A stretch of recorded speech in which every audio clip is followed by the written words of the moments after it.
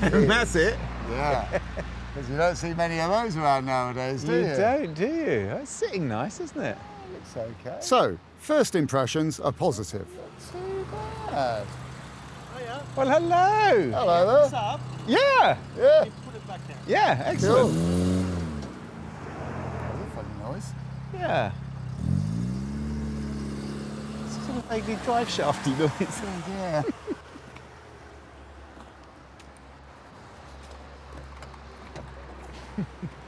Hi there.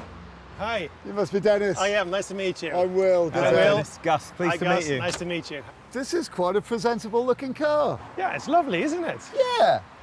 I've got to ask though, Dennis, why, if you bought it for 1,500 quid, are you selling it for 12? What's going on with that? Well, I committed the cardinal sin. So I saw it on an online auction, and I couldn't help myself. I pressed that button, I bought it. Let's hope we're not doing the same. Shall we have a look that's inside? right. What's, Oh, Dennis, what's been going on in here? I think there's a bit of DIY going on there. It looks like Mr. Gaffer Tape's been in town. Absolutely. Let's have a poke around. Can we get the boot open? Sure. This is an area that they are prone to a little bit of grot, isn't it? Ooh, that does look pretty crunchy. Yeah, I'm afraid they're known to go a little bit in the back. Yeah, it's a bit grotty. Yeah. Oh, yeah, what's going on here? Look at these. Yeah, I think he's done some fixing there where he did a bit of, again, DIY painting. Would you call that fixing? It's Crudely called fixing. I reckon, Gus, that is crude fixing, and this is definitely a dent. Let's get the bonnet open. It's this side, isn't it? Yes, just on the left there at the bottom. Step by step, we're finding ways to drive down the price, and Dennis knows it. This is very special. And this is like archetypal Swedish engineering. They did love these bonnets. They confused the hell out of everybody until they got the hang of them. Look at that. Amazing, isn't it? Because that engine's on top of the gearbox and it's got the takes the drive from the engine, down the front, into the gearbox, via the clutch, to the drive shafts.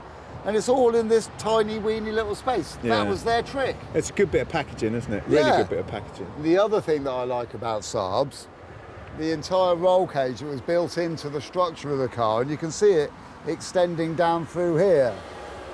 Design quality on these cars was second to none. Yeah, I'm not sure that this car is now. What we need to do is drive it, isn't it? We do, yeah, go on. Have you got the keys? Here you go.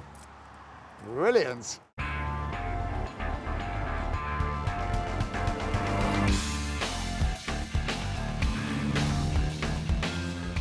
So apparently, the concept of this car was taken from the aeronautical industry, and everything is clear to see, like an aeroplane's cockpit. Yeah, like a sort of car type aeroplane. It does look a lot more like a car than an aeroplane, doesn't it? Yeah. I think from where I'm sitting, which is obviously the co-pilot seat, the overall feeling of this car is that it's seen better days, that it hasn't been serviced in a million years, that it hasn't been loved, and that actually it needs someone to take it on and go through it completely, or just to be left to go pop.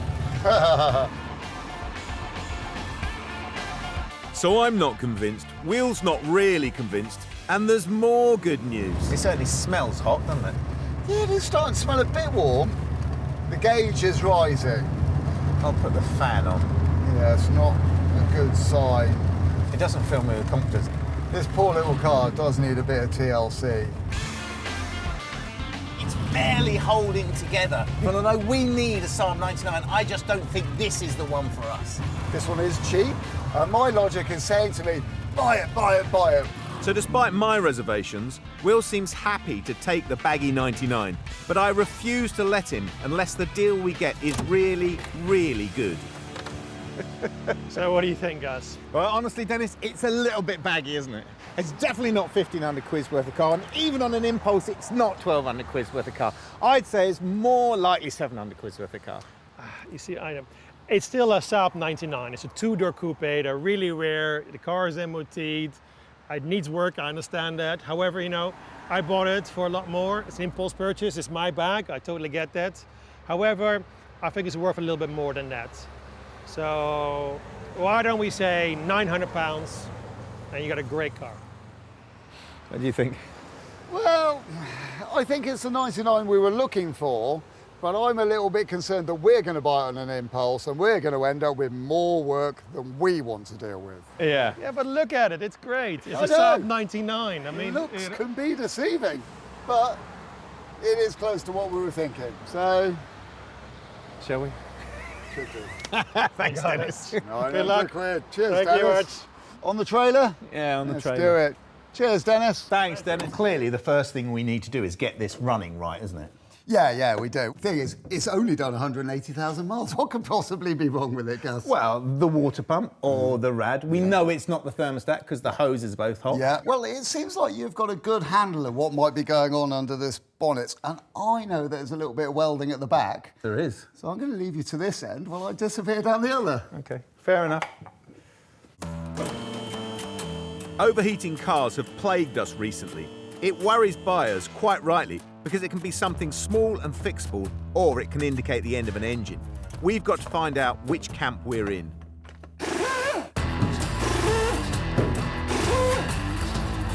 The first base with jobs like this is to drain the cooling system to see if there's a blockage. This requires military-grade precision. Then I need to disconnect the radiator and fan. I've scraped away all the rust in the boot and I'm vacuuming it out so I can get a better look at what needs to be done.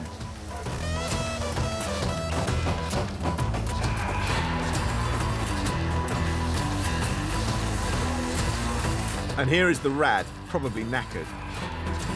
And here is loads more crud. Like with any welding job, you assume that the hole that you see at the beginning, which is always about that big, is going to be it. But no, that's not the case.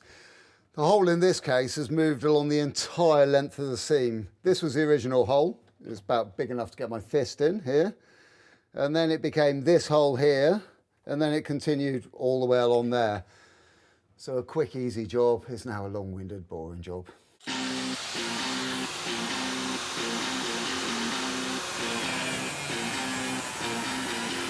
Let's buy it, says Will. It's just what we want, says Will. That's why Will gets the job of cutting and cleaning and trimming the whole boot. It's a couple of hours of tiring work, right at the end of day.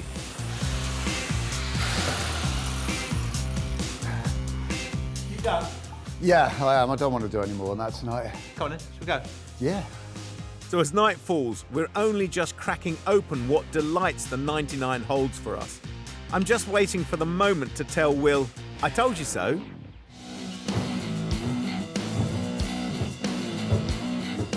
But before we can even think about the aesthetics, we quite literally have to stop the rot. And the best way to do that is to go in hard.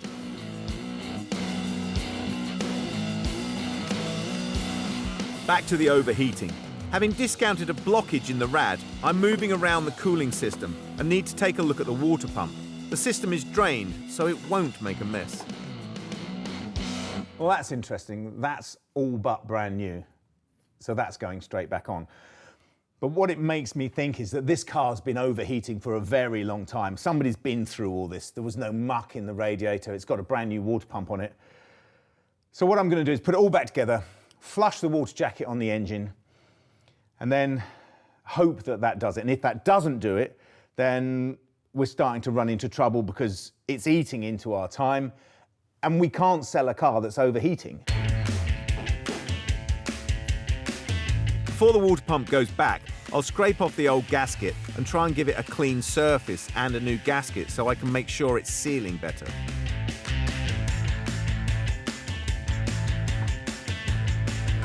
Doctor is now ready for the rear wing repair panels. I'm not welding over the old metal, I'm welding straight onto it, so the cut I make has to be exact.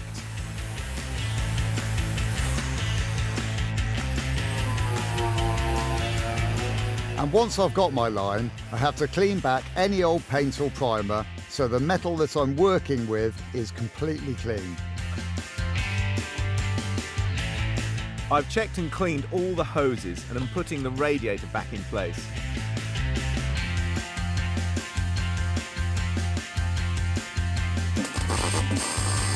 While I offer up and weld the wings in. With a deafening sound of welding to entertain me, I add an acid-free engine flush to the cooling system to dissolve blockages and then run up the engine to circulate it.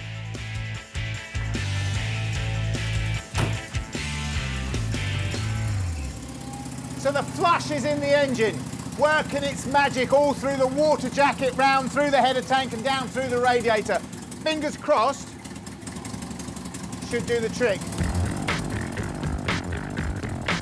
Once all the fluid is run out, any obstructions will be visible.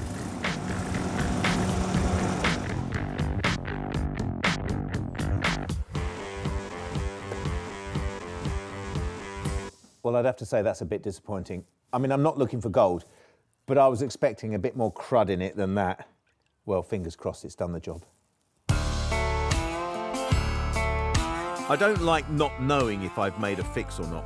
But really, unless there is a problem with the head, I've done all I can.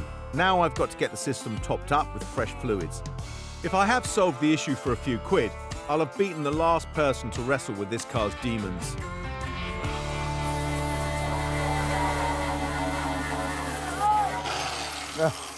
Hey, up. I'm done up there. I'm going to run it up in the morning. How's it going? Well, I'm pretty much done as well. Tiny bit of paint before I go. It's beautiful, isn't it? Good repair, that. A really good repair. Doesn't it look good without that on there as well? Yeah, it does, yeah. So that's got to go back on. All right, good. Well, I'll see you in the morning, huh? See you in the morning, Gus. So, it's the end of day 2, and we're really starting to see a change in this car. The rust has been all but defeated, and the cooling issue, well, we'll have to see. Hey, Gus, Hello. why have you taken the doors off? Well, I had a bit of an epiphany of Swedish functionality. I was trying to get the seats out to clean them and to clean the carpets. The doors kept getting in the way. The doors come off easy. Not sure that they'll go back on easily. You said you wanted to do the door cards. There's no room in here for both of us, so the doors are on the bench. How very, very sensible. My pleasure. Thank you. The seats will need a good shampoo, nothing more. And now I'm in the car, my sense of the aesthetic, or lack of it, has kicked in, and I can see a subtle but nice way to rub a bit of presentation into the 99. Pretty much all these plastics need a deep clean, and possibly paint too. This is the door card out of our Saab, which looks pretty grotty on that side, and on that side, it looks completely rotten, doesn't it? Look at all that, all falling to bits. Now, you can't find these things second-hand. They just don't seem to exist. We've looked really, really hard. But the bonus is we're going to be making a rally-style car, aren't we? And it was pretty sort of fashionable back in the era of rally of this car to have aluminium door cards. So guess what we're doing? Aluminium door cards. Why go with aluminium door cards? Well, they're unusual, and a sheet of aluminium is only a few quid.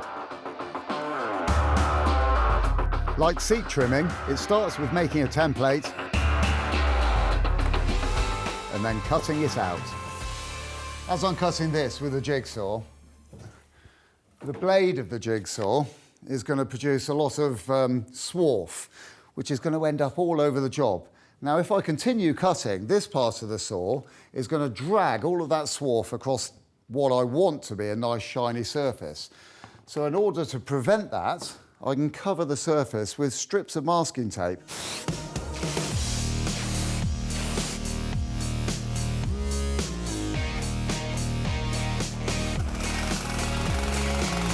So I work along the line, keeping very steady and very straight.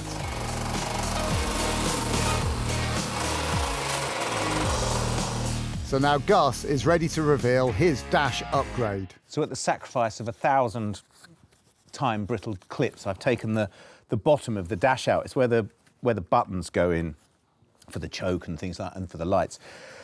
Somebody put a clock in here, and they've just sort of cut it out with what looks like a blunt piece of metal, or maybe a pair of scissors, or maybe a kitchen knife. But it's left me with nowhere to put the hazard warning light. So what I'm going to do is I'm going to put a strip of aluminium across here and cut holes to put the switches back in. I think it'll go with our sort of rally theme really nicely.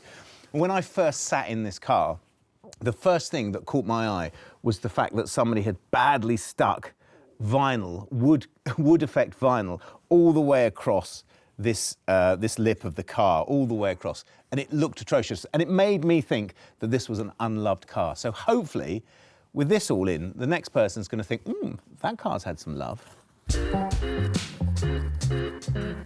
I'm now really into this press, and I use it to give contours to the wonderful aluminium door cards. I'm not 100% sure how to do it, though.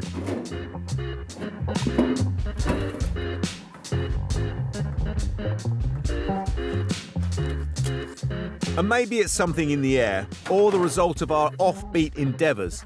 But suddenly, the work on the Saab has become fun, and we're winning back a bit of our mojo that we lost when we bought the Saab. My dash panel is ready to fit. What do we prefer? Wood effect vinyl or lovely, shiny aluminium? And of course, it's aluminium. Gus is up in the game with his custom dash panel, so I go with the rivet gun to secure the edges of all my alley panels. It's very industrial and also functional, but will they fit?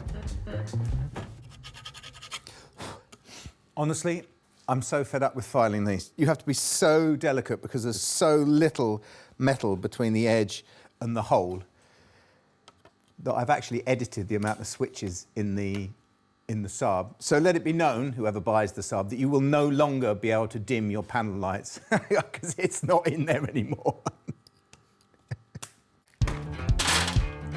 I'm finally ready to secure the new door cards to the door.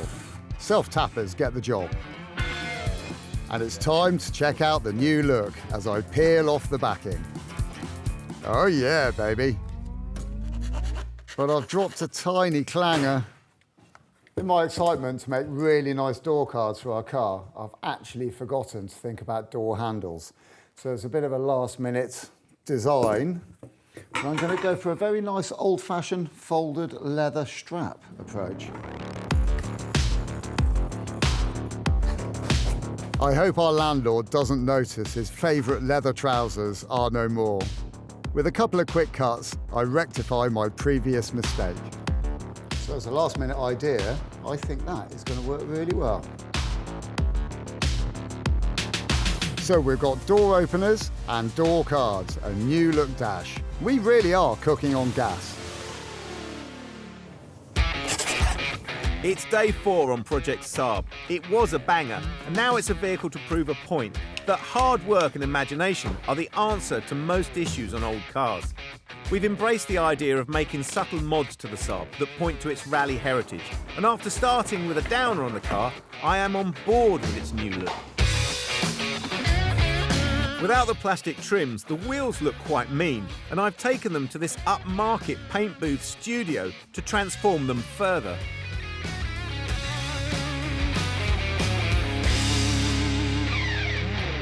To make our car look much more like a rally car, it needs spotlights. I've got a pair of spotlights here.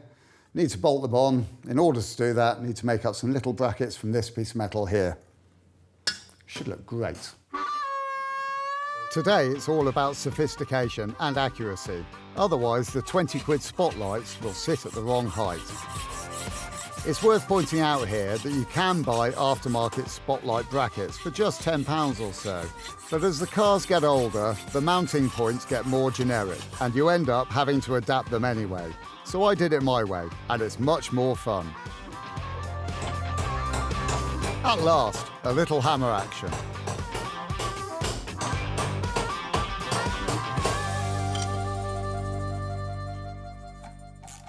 As I've been making my brackets, I've been wondering exactly how I'm going to fix them onto the car.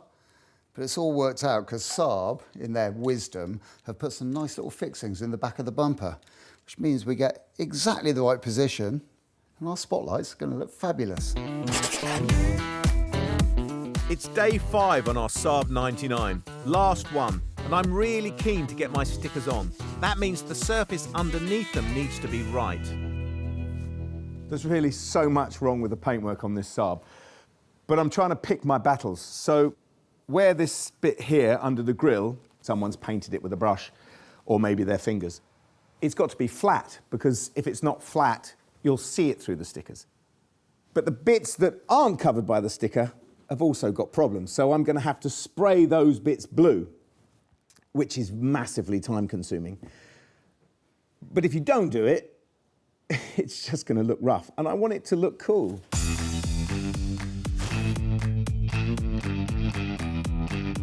I can't remove the glass, but you can buy special masking tape for this job.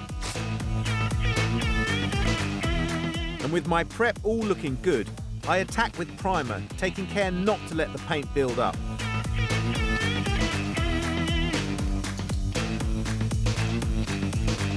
And then I blow over the whole area in blue.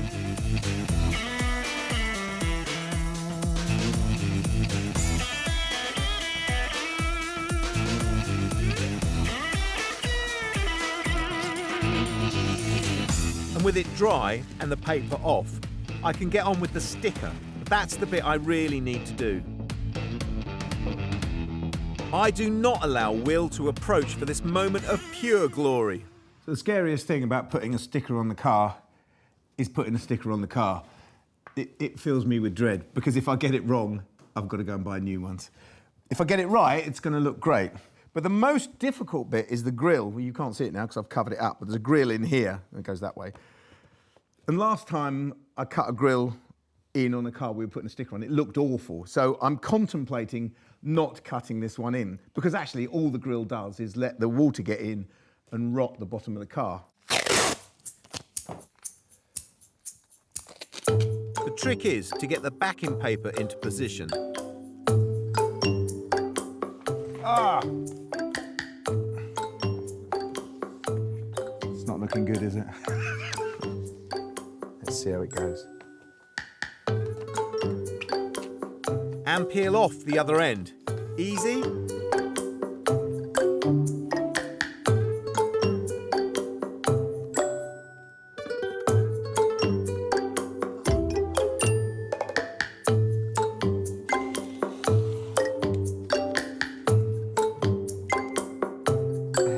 Okay, if you are of sensitive disposition and you don't want to see a grown man make a fool of himself, look away now. Oh, that looks fucking awful. Brilliant. It's just really, really, really fiddly. Fuck's sake. It's all such a fucking waste of time, isn't it?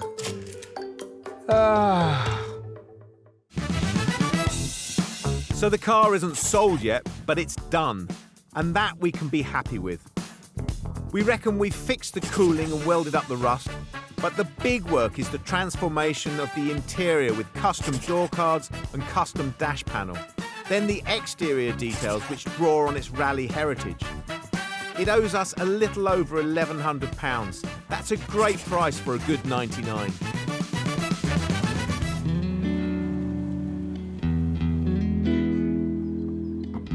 We catch the sunset in Bath, which will provide pics for our ad, and enjoy a magical moment.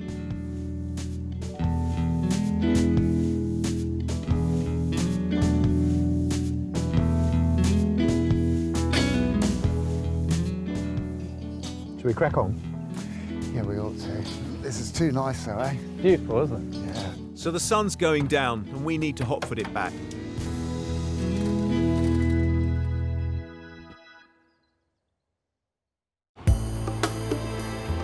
This car today, to me, has really, really, really proven itself. Yeah, I agree. We can sell it with confidence, can't we now? Because it's been brilliant today, hasn't it? Absolutely. It really has. It hasn't missed a beat.